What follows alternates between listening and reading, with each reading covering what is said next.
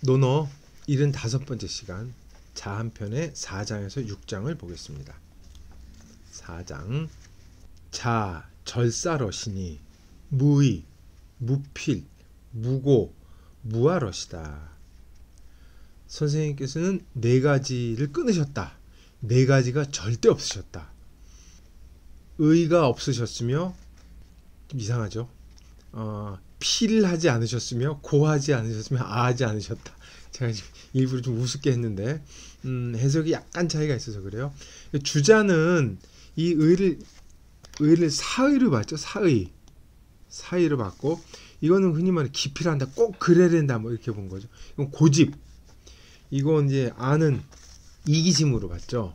이기심으로 봤는데 대부분의 의견 다시 차이가 있긴 한데 약간의 차이라 크게 문제가 될 것 같지는 않은데, 의하고 이제 이 아에서 약간의 의견이 이제 차이가 좀 더 심한데, 이거 주자는 사이를 본데 왜 다른 사람이 이거 억측으로 봤어요.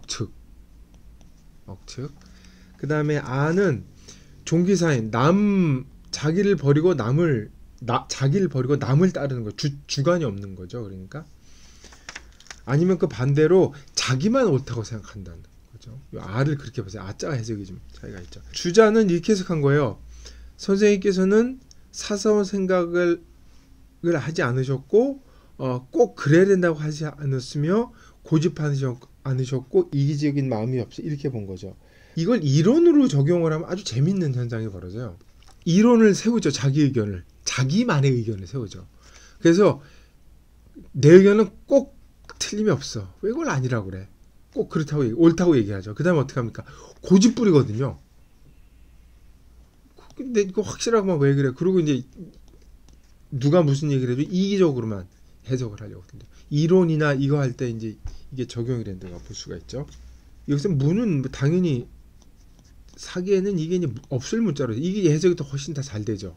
이 원래 같은 말이고, 이 금지사가 하지 말라 게 아니라 없다 이렇게 해석하는 게 당연하죠. 같이 쓰이니까.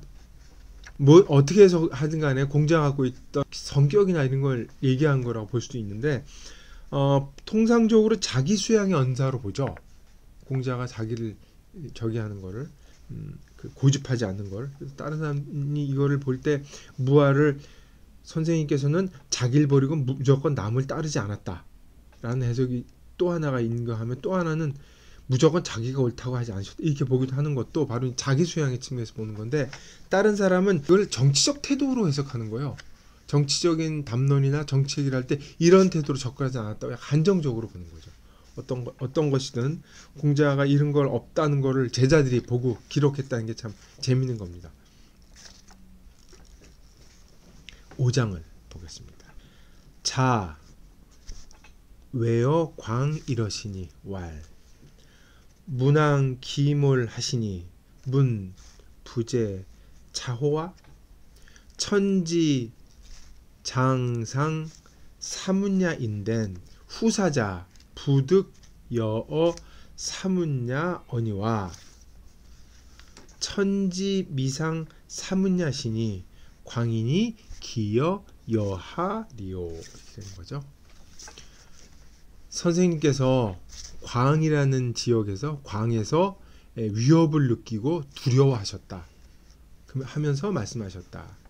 문왕이 이미 세상을 떠나셨으니 문이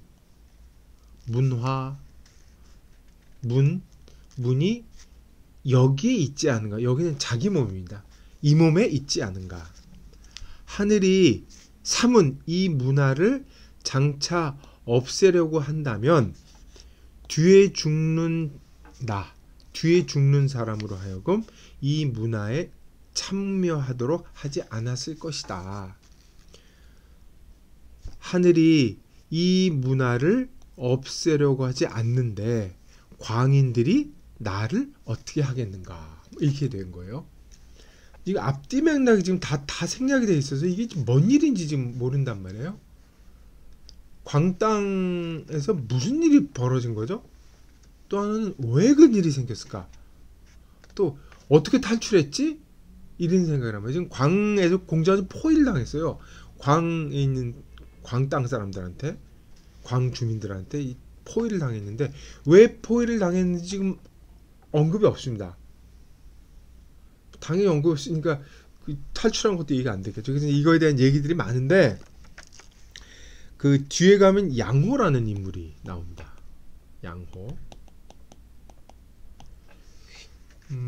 이게 보통 사람이 아니죠. 이 양호를 되게 이제 소홀히 취급하는 경우도 있는데 어떤 사람은 공자를 연구하는 책에서 양호를 공자의 최대의 라이벌로 보고 양호와 공자를 대립상으로 보고 공자 일생을 조망한 책이 있어요. 그 정도로 비중이 높은 사람이에요. 근데 이 사람이 광을 한번 점령을 하고 아주 사람들한테 악행을 저질렀는데 이 사람이 공자랑 똑같은 모양이에요. 생긴 게.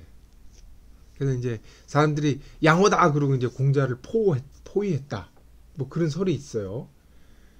이게 어떻게 탈출을 했느냐? 이제 당연히 이때 1인 1이 벌어지니까 이제 우리의 자로는 죽창 무기를 만들었지. 싸우자. 공자가 이제 말리죠. 말리고 군자는 이런 일을 당했어. 침착해야 된다면서 노래를 해요. 그리고 내가 노래를 부르니까 자로 네가 노래를 불러라. 내가 따라할 테니까 노래를 3번 부르니까 광단 사람들이 보고 와 대단. 그리고 양호가 아니었거나 물러났다는 전설 같은 얘기가 있죠. 참 재밌는 얘기인데 중요한 거는 그 둘러싼 얘기이기도 하지만 여기 언사가 아주 재밌어요. 여기 외자 우리 또 두려울 할 왜 그렇게 해석을 하잖아요. 자들은 이제 뒤져봤죠. 외자와 과연 두려움을 심적 반응을 나타낸 건가 뒤져봤는데 외자에는 뜻밖에도 구금당한다는 뜻이 있어요. 이건 공자가 실제로 잡힌 거예요. 광땅 사람들한테 잡혀서 구금된 상태입니다. 구금된 상태에서 이 얘기를 한 거죠. 그렇게 되면 문왕 이하로 얘기한 얘기가 훨씬 사명감이 더 강렬해지죠. 요즘 그래 중국에서 다 이걸 구금대대로 해석을 하고 있습니다. 공자가 꿈에 주공을 봤다는 그 기억을 하실 겁니다. 주나라를 그 잇겠다는 문화적 자긍심이 이제 표현이 됐었는데 그때 주공이었다가 지금은 문왕으로 한 단계 상승했죠. 그리고 여기 문왕하고 천 하늘이 얘기가 나오죠. 그러니까 이 발언 자체가 신성하고 무게감이 있단 말이에요. 그러니까 주어가 뭐로 됩니까? 여로 나타내죠. 나를 어떻게 하겠냐 여자 썼단 말이에요. 신성한 얘기할 때 주어를 여로 쓴다고 말씀을 한번 드린 적이 있죠. 그리고 여기서 주목할 만한 단어가 사문이라는 단어예요. 사문 3번이나 언급이 됐습니다. 사문. 공자에게 최초로 한 발설인데 이것이 이제 유교 문화의 어떤 문화적 영속성, 정통성을 언급할 때 흔히 사문이라고 그러고 유가들이 이제 그 자기들을稱할 때 사문이라고 얘기하는 게 바로 여기서 기원이 된 말, 굉장히 유명한 말이죠. 그리고 여기 여자 이 문에 자신을 참여시켰다 그랬는데 이 참여시켰다 그러니까 말이 좀 이상한데 이건 이제 반대말로 잃게 한다 그러죠. 상 잃어버린다. 상자를 반대로 썼잖아요. 그러니까 없애다 자기에게 짐을 참여시킨다 그러지만 짊어주다 부과하다 이런 뜻으로 아마 보는 게 맞을 것 같습니다. 여기도 이게 약간 좀 보면 일종의 뭐 지금 우리가 사명감이라고 얘기하지만 이 천에는 천명이라는 뜻쯤에 사명이라는 뜻이 있거든요. 사명감이 있어서 이 천하고 연결이 당연스럽게 연결되지만 이게 까딱 잘못 읽으면 이 공자의 과장된 언사로 읽을 가능성이 다분하단 말이에요. 근데 그만큼 공자가 이 책임을 느꼈다는 걸로 보는 게 이 부분은 좀 이렇게 소박하게 읽는 게 나을 듯 싶습니다. 6장을 한번 보겠습니다. 태제 문어 자공할 부자는 성자여와 학이 다능야오 자공할 고 천종지 장성이시고 우 다능야신이라 자문지왈 태제 지하 혼저 오 소야천이라 고 다능 비사러니 군자는 다호제야 불따야니라 뇌왈 자운 오 불시 고예라 하시니라. 이거는 6장이지만 보통은 이 뒤에 뇌가 한 말하고 독립을시 끊어서 보통 보긴 하죠.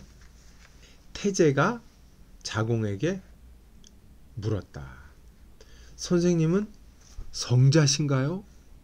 어떻게 그렇게 재주가 많으십니까? 자공이 말하였다.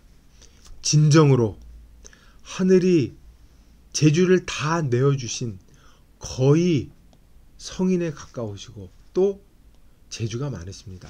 선생님께서 이 말씀을 들으시고 말씀하셨다. 태재가 나를 아는구나. 나는 젊어서 천한 일을 많이 했다. 천했다. 그러므로 보잘것없는 일에 대부분 능숙하다. 군자는 재능이 많아야 하는가? 재능이 많지 않아야 한다. 여기서 끝납니다. 뇌가 말아야 했다. 선생님께서 나는 쓰이지 않았다. 그 때문에 재주가 많다라고 말씀하신 적이 있으시다. 이렇게 되는 거예요. 태재는 대부의 관직명입니다. 대부죠, 대부. 누군지 미상해요. 누군지 모르겠는데 그 사람이 물은 거죠. 선생님은 성인이시군요. 어쩜 그렇게 능력이 많으십니까? 이 사람의 질문의 요지는 다능 이꼬르 성인이라는 거예요. 성인이 뭐냐? 다능한 게 성인이다 이렇게 되는 거죠. 자공은 여기서 우라는 말씀, 우다능이시라 그러니까 성인하고 능하고를 분리시킵니다. 성인은 성인이고 능한 건 다른 문제가 있는 거죠. 천종이라고 종이라고 그러는 건 이제 하늘이 마음껏 내려다 아낌없이 주다 이런 뜻입니다. 하늘이 아낌없이 주신 이 장자를 주자는 이거를 이제 거의라고 하는 부사로 해석을 한 거예요. 근데 다른 사람들은 이게 용례로 봐서 그렇게 힘들고 아마 이건 대성일 것이 대자로 봅니다. 대자. 그래서 하늘이 재주를 다 내주신 대성이시고 또 거기에다가 능력도 많으시 이렇게 되는 거예요. 옛날 사람들은 그렇게 해서 그래요. 호랑이는 사나우니까 날카로운 발톱을 줬지만 날개는 안 줬다. 독수리는 나는 재주는 있지만 뭐 안 줘서 재주를 한 가지씩만 준다고 하는 게 일반적인 적인데 재주를 준다고 얘기를 하는데 공자는 그 재주가 하나가 아니라 종 다 줬다는 거죠. 그러니까 성인이라 이런 얘기예요. 근데 여기서 성인이라는 뜻은 당대에 통용되는 성인이라는 뜻은 공자 앞에서 얘기하는 생이지지. 날 때부터 아는 사람. 또 하나는 예지력 있는 사람. 이런 사람들을 보통 성인이라고 얘기했거든요. 그러니까 보통 뭐 무당의 성질을 갖고 있다 그러나 그런 거. 미래를 보는 눈. 이런 걸 보통 성이라고 얘기했는데 그런 의미에서도 성인이 있지만 당신이 말씀하시는 능력도 많죠. 이렇게 얘기를 한 거죠. 자공이 공자에 대한 그 사랑과 애착이 대단해서 이게 찬미를 했는데 공자께서 말씀하셨죠. 태재가 나를 아는구나. 태재가 나를 아는구나. 여기서 뭐를 취했어요? 다능을 취한 겁니다. 다능. 성인이란 말은 난 감당할 수 없으니까 성인이 아니고 다만 나는 능력이 좀 있지. 왜? 내가 젊었을 때 천한 일을 많이 했거든. 난 출신이 비천했기 때문에 보잘것없는 일을 많이 해서 그러니 능력이 많지. 그러나 그것은 군자됨의 자질과는 전혀 무관하다는 거예요. 내가 다능하긴 하지만 군자가 다능해야 되니까 그렇지 않다는 거죠. 군자는 다능하지 않아도 된다는 거죠. 군자 불기와도 연결이 되고 또 그 자공이 한 말을 내치면서 태재가 한 다능이란 말을 받으면서 겸사로 얘기를 한 거죠. 군자는 유덕자한테는 이 다능 비사 같은 게 필요 없다는 얘기죠. 덕하고 상관이 없다는 얘기죠.